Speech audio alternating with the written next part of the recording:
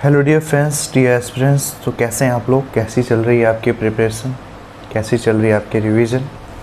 तो आज की हम पॉलिटी के बहुत इंपॉर्टेंट टॉपिक पे डिस्कस करेंगे। आपने थंबनेल में पढ़ ही लिया होगा। ठीक है, मेंस के लिए इम्पॉर्टेंट है, प्री के लिए भी इम्पॉर्टेंट है। हालांकि इसमें प्री के डाटा काफ़ी आते हैं। ठीक है, तो ये हमारा जो टॉपिक है ये हमारा तैयार करवाया है मंजेश सर ने, doctor Manjesh Kumar sir, faculty of दृष्टि IAS। ठीक है, तो क्या है हमारा टॉपिक आज का? वो है संघात्मक व्यवस्था व केंद्र राज्य संबंध, federal system and centre state relation. इस पे दोनों ही क्वेश्चन बनते हैं, फैक्चुअल भी बनते हैं एंड आपके कॉन्सेप्चुअल भी बनते हैं। फैक्चुअल क्वेश्चंस भी बनते हैं स्टेटमेंट के थ्रू, तो हम धीरे धीरे इसको समझते हैं। संघात्मक व्यवस्था और केंद्र राज्य संबंध, तो पहले ये समझ लेते हैं फेडरल सिस्टम होता क्या है आखिरकार। ठीक है, तो फेडरल सिस्टम को कैसे डिफाइन किया गया है? केंद्र राज्य संबंधों के आधार पर जब शासन प्रणालियों का वर्गीकरण किया जाता है तो दो प्रकार का शासन प्रणालियाँ अस्तित्व में आती है। पहला आपका आता है फेडरल सिस्टम, संघात्मक व्यवस्था, और दूसरा आता है एकात्मक व्यवस्था। मतलब फेडरल सिस्टम क्या है? फेडरल सिस्टम एक पार्ट है किसका? सेंटर स्टेट रिलेशन का। जब केंद्र राज्य संबंधों के आधार पर शासन प्रणालियों का वर्गीकरण किया जाता है। ये मेनली है क्या चीज़? ये मेनली है हमारा शासन प्रणालियों का वर्गीकरण। शासन प्रणालियों का वर्गीकरण का एक पार्ट है आपका संघात्मक व्यवस्था। दो होते हैं, संघात्मक व्यवस्था के आधार पर वर्गीकरण किया जाता है और एकात्मक व्यवस्था के आधार पर। तो संघात्मक व्यवस्था क्या है देख लेते हैं पहले इसको। संघात्मक व्यवस्था केंद्र राज्य संबंधों की ऐसी व्यवस्था है जिसमें केंद्र और राज्य समान स्थिति रखते हैं। संविधान द्वारा केंद्र और राज्य के क्षेत्राधिकार का निर्माण किया जाता है। वह अपने अपने क्षेत्राधिकार में केंद्र व राज्य दोनों सर्वोच्च होते हैं, जिसके कारण यह माना जाता है कि संघात्मक व्यवस्था द्वैध संप्रभुता के विचार पर आधारित है। ये जितने भी हमने लाइन लिखा ना, इसका क्रक्स आप इससे समझो, केंद्र इक्वल राज्य, सेंट्रल इक्वल स्टेट। मतलब ये एक ऐसा सिस्टम है फेडरल सिस्टम जिसमें कि केंद्र के साथ साथ स्टेट को भी उतना ही इम्पोर्टेंस दिया जाता है जितना हम सेंटर को देते हैं। हालांकि नॉर्मली सेंटर की इम्पोर्टेंस ज़्यादा देखी जाती है, लेकिन जब फेडरल सिस्टम की बात करें तो फेडरल सिस्टम में सेंटर को जितनी वैल्यू दी जाएगी उतनी वैल्यू स्टेट को भी दी जाएगी। ठीक है, और इस व्यवस्था को, एक और फैक्चुअल डाटा, इस व्यवस्था को, संघात्मक व्यवस्था को आल्सो क्या कहा जाता है? द्वैध संप्रभुता। ठीक है, ड्यूअल सोवेरेनिटी। संघात्मक व्यवस्था को द्वैध संप्रभुता भी कहते हैं, ये याद रखिएगा आप। ओके, तो केंद्र इक्वल राज्य, ये फॉर्मूला फंडा दिमाग में फिट तो आप पूरा फेडरल सिस्टम समझ लोगे। देन दूसरा आपका होता है एकात्मक व्यवस्था। एकात्मक व्यवस्था में क्या होता है? एकात्मक व्यवस्था में केंद्र शक्तिशाली होता है। देख लो, यहाँ पे इक्वल शक्तियाँ नहीं है, पावर्स नहीं है। यहाँ पे जो केंद्र है, सेंटर है, वो शक्तिशाली है, वह राज्य शक्तिहीन होते हैं। संविधान सभी शक्तियाँ केंद्र में निहित करता है व राज्य केंद्र का अभिकर्ता होता है। ठीक है, स्टेट सेंटर का सिर्फ एजेंट के रूप में बन के रह जाता है। जितनी भी पावर है सारी किस में रह जाती हैं? सेंटर के पास रह जाती है जब हम एकात्मक व्यवस्था की बात करते हैं। सिंपल सा फंडा फॉर्मूला क्या है हमारा? केंद्र इज़ ग्रेटर देन राज्य। पावर की बात कर रहे हैं कि केंद्र की जो शक्ति होती है वो राज्य की शक्ति की अपेक्षा क्या होती है? अधिक होती है। ओके, तो आई होप आप फेडरल सिस्टम और दूसरा जो हमारा सिस्टम है एकात्मक व्यवस्था, एक संघात्मक व्यवस्था है, दूसरा एकात्मक, में डिफरेंस समझ गए। इस फॉर्मूले को बस दिमाग में रखो। संघात्मक व्यवस्था वो जहाँ पे केंद्र और राज्य दोनों को ही समान इम्पोर्टेंस दी जाती है, और एकात्मक व्यवस्था वो जहाँ पे केंद्र को ज़्यादा इम्पोर्टेंस दी जाती है एज कम्पेयर टू राज्य, स्टेट की तुलना में। तो मेन संघात्मक व्यवस्था आप समझ गए। इतनी इजी लैंग्वेज में सर ने ये नोट्स तैयार करवाए ना मंजेश सर ने, मुझे नहीं लगता कि आपको कोई डाउट है। अगर आपको अपना मेंस का नोट्स तैयार करना है, सेम डिट्टो आप शब्द उतारो, वर्ड टू वर्ड। ओके, तो ये हमारा है संघात्मक व्यवस्था हो गया। अब हमें समझना है संघात्मक व्यवस्था और एकात्मक व्यवस्था में डिफरेंस। आप किस कंट्री में देखते हो संघात्मक व्यवस्था, फेडरल सिस्टम, और किस कंट्री में देखते हो एकात्मक व्यवस्था? कोई याद आ रहा है दिमाग में? पॉलिटी के स्टूडेंट इतना छोटी सी बात है। संघात्मक व्यवस्था, फेडरल फेडरल फेडरल, ये वर्ड किस कंट्री में सबसे ज़्यादा यूज़ होता है? ऑफ कोर्स आपके दिमाग में आ रहा होगा, तो ऑब्वियस सी बात है अमेरिका। अमेरिका की बैंक को क्या कहते हैं? फेडरल बैंक ऑफ अमेरिका, और जैसे कि FBI होती है वहाँ पे, फेडरल ब्यूरो ऑफ इन्वेस्टिगेशन, जैसे हमारे यहाँ CBI होता है, central bureau of investigation, RBI होता है, रिजर्व बैंक ऑफ इंडिया, तो वहाँ पे होता है FBI होता है वहाँ पे, ठीक है। तो वहाँ फेडरल वर्ड ज़्यादा यूज होता है। तो फेडरल सिस्टम का एक सबसे बेस्ट एग्जांपल है USA, और एकात्मक व्यवस्था यूनिटरी सिस्टम का सबसे बेस्ट एग्जांपल है ब्रिटेन। हमने पढ़ लिया है कि एकात्मक मतलब क्या है, जहाँ पे केंद्र और राज्य दोनों को समान इंपॉर्टेंस दी जाए। तो USA ये मतलब फेडरल सिस्टम क्या है, केंद्र और राज्यों में शक्तियों का संवैधानिक विभाजन पाया जाता है। केंद्र और राज्यों का शक्तियों का संवैधानिक विभाजन, दोनों में शक्तियाँ बांटी गई हैं। जबकि हमारा जो टॉपिक है एकात्मक, ब्रिटेन वाला, जिसमें ब्रिटेन में पाया जाता है, उसमें क्या है, संविधान सभी शक्तियाँ केंद्र में निहित करता है, ठीक है। पहले वाले में क्या है, केंद्र और राज्य दोनों में बांटा है संवैधानिक शक्तियाँ, जबकि सारी शक्तियाँ केंद्र में निहित है एकात्मक व्यवस्था के अंतर्गत। सेकंड डिफरेंस क्या है, फेडरल सिस्टम में क्या होता है, लिखित, कठोर व सर्वोच्च संविधान होता है।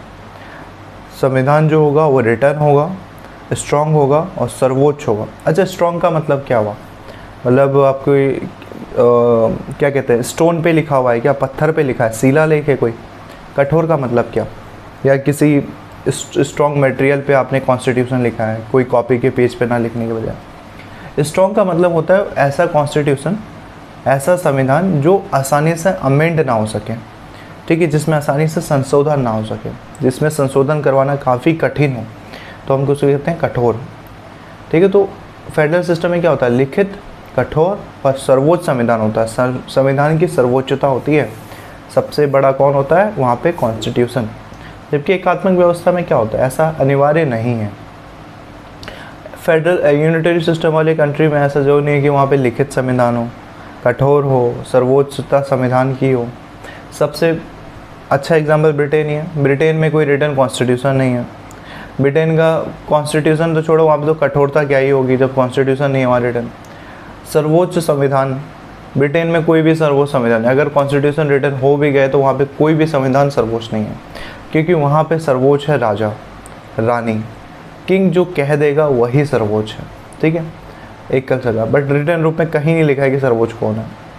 नेक्स्ट डिफरेंस, द्विस्तरीय सरकार होती है फेडरल सिस्टम में। द्विस्तरीय सरकार का मतलब होता है केंद्र और राज्य, ठीक है, वहाँ पे शक्तियाँ सेंटर को भी होती है, स्टेट को भी होती है। जबकि यूनिटरी सिस्टम में ऐसा कोई भी कंपलसरी नहीं है कि आप द्विस्तरीय सरकार रखें। वहाँ क्या होता है, वहाँ एकल सरकार होता है, जो करता धरता वो केंद्र, सबका मालिक एक, केंद्र सरकार। अगला डिफरेंस, स्वतंत्र और निष्पक्ष न्यायपालिका होती है संघात्मक व्यवस्था में। जबकि यूनिटरी सिस्टम में ये अनिवार्य नहीं है कि स्वतंत्र और निष्पक्ष न्यायपालिका हो, क्योंकि राजा है, राजतंत्र है, एक तरीके से लोकतंत्र के अंतर्गत छुपा हुआ राजतंत्र है यूनिटरी सिस्टम। जो भी हो, राजा सारी शक्तियों को काट सकता है, बांट सकता है, ठीक है, कैंसिल कर सकता है। तो ये जो चार डिफरेंस आपने समझे, फेडरल सिस्टम और यूनिटरी सिस्टम है, इनको क्या कहते हैं, उपरोक्त चार व्यवस्था फेडरलिज्म की मूल व्यवस्था है। ये फंडामेंटल क्या है, सिस्टम की डिफरेंसेस है, फंडामेंटल डिफरेंसेस, ये स्टार्टिंग के चार। बाकी जो हम पढ़ रहे हैं ये अदर डिफरेंसेस है, ज़्यादा इंपॉर्टेंट नहीं है, बट फिर भी हम पढ़ रहे हैं, डिफरेंस तो है। संघात्मक व्यवस्था फेडरल सिस्टम में नॉर्मली दोहरा संविधान देखा जाता है। दोहरा मतलब स्टेट का अपना अलग संविधान, कॉन्स्टिट्यूशन, और सेंटर का अपना अलग कॉन्स्टिट्यूशन। जबकि यूनिटरी सिस्टम में ऐसा नहीं होता है। यूनिटरी सिस्टम में एकल संविधान है, जो सेंटर का होगा वही पूरा स्टेट मानेगा। नेक्स्ट डिफरेंस, संघात्मक व्यवस्था में दोहरी नागरिकता पाई जाती है, अर्थात राष्ट्र की नागरिकता व राज्य की नागरिकता, ठीक है।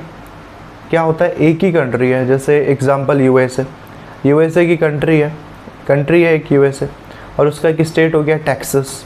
तो उसके पास वहाँ के लोगों के बाद दो नागरिकता होगी, एक टेक्सास की नागरिकता होगी जो राज्य की नागरिकता है, दूसरा यूएसए की नागरिकता होगी, यूनाइटेड स्टेट ऑफ अमेरिका की नागरिकता। जबकि यूनिटरी सिस्टम ऐसा नहीं है, नागरिकता सिर्फ देश की होती है, भाई सबसे बड़ा देश है। अगला डिफरेंस, न्याय, निर्वाचन, लेखा परीक्षण आदि का दोहरा तंत्र होता है। वो दोहरा का मतलब हो गया सेंटर स्टेट दोनों में, जबकि यूनिटरी सिस्टम में इन सभी का एकतंत्र नहीं होता है। अब क्वेश्चन उठता है बॉस, आप संघात्मक एकात्मक समझ गए, इससे इजी डिफरेंसेस ना मैं गारंटी देता हूँ कहीं नहीं मिलेगा। बहुत ईजी लैंग्वेज में लिखाया गया, एक ही बार में आपको समझ में आ जा रहा होगा। ठीक है, तो स्क्रीनशॉट ले लो अगर आपको जो होता है। डियर एस्पिरेंट, ऑप्शन क्वेश्चन ये उठता है कि हमारा जो कंट्री है इंडिया, वहाँ पे कौन सा सिस्टम है? वहाँ पे फेडरल सिस्टम है या यूनिटरी सिस्टम है? दोनों में से कौन सा सिस्टम है? ये क्वेश्चन मार्क है। तो भारत के संविधान में संघात्मक व एकात्मक दोनों विशेषताएं पाई जाती हैं। मिक्सचर है, थोड़ा यहाँ से उठाया, थोड़ा यहाँ से उठाया, उठा के मिक्स कर दिया, और हमारा मिक्स कर दिया मतलब लॉजिकली मिक्स कर दिया। बहुत ज़्यादा टैलेंटेड लोग बैठे हुए थे, जीनियस, डॉक्टर अंबेडकर जैसे लोग बैठे हुए थे, जिन्होंने थोड़ा बहुत अच्छाइयाँ इसकी निकाली, थोड़ा बहुत अच्छाइयाँ इसकी निकाली। ठीक है, विकास सर अक्सर कहते भी है ना कि इंसान सिर्फ अच्छा और सिर्फ बुरा नहीं होता, अच्छे और बुरे का मिक्सचर होता है। तो वैसे ही हमारा कॉन्स्टिट्यूशन किसी देश का अच्छा और बुरा नहीं होता, अच्छाई और बुराई दोनों कॉन्स्टिट्यूशन में होती हैं। ठीक है, तो वैसे ही हमारे जो कॉन्स्टिट्यूशन वाले थे बनाने वाले, जो मेंबर्स थे, अंबेडकर साहब थे और भी लोग थे, तो उन्होंने जो फेडरल सिस्टम की अच्छाई थी उसे लिया, और जो फिर यूनिटरी सिस्टम की अच्छाई थी उसे लिया। फॉर एग्जांपल फेडरल सिस्टम की, अभी हम ये टॉपिक नेक्स्ट एग्जाम में डिटेल में डिस्कस करेंगे, फिर भी शॉर्ट में देखो।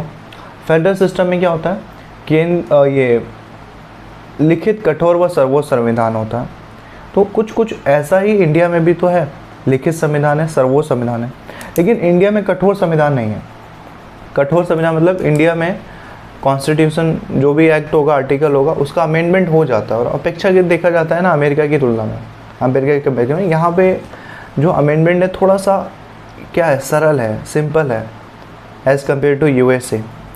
तो ये वाला यहाँ से उठाया इंडिया ने, फेडरल सिस्टम में से अच्छाई।